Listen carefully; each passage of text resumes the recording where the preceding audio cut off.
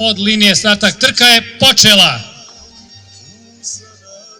Grlo Mirna vodi trku. Odmah za njom je Grlo Vidran. Ibrica na trećoj poziciji.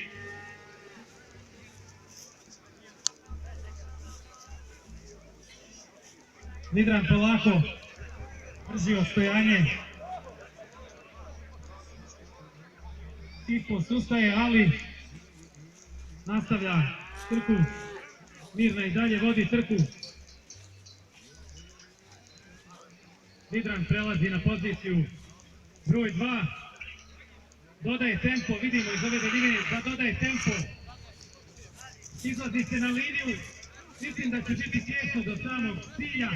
Grlo Vidran održava i pokazuje 20 godina iskustva svoga na stazama i isto lako prilazi.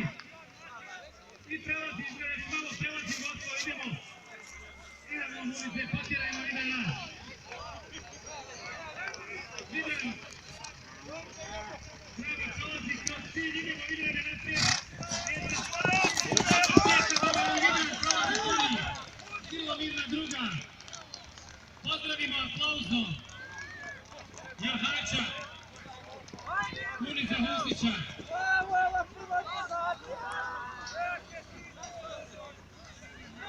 Grlo Vidran opravdalo je ove godine, evo na trećoj poziciji Ibrica, pozdravimo Ibricu, svaka čast za njegovo učešće sa svojom povilom.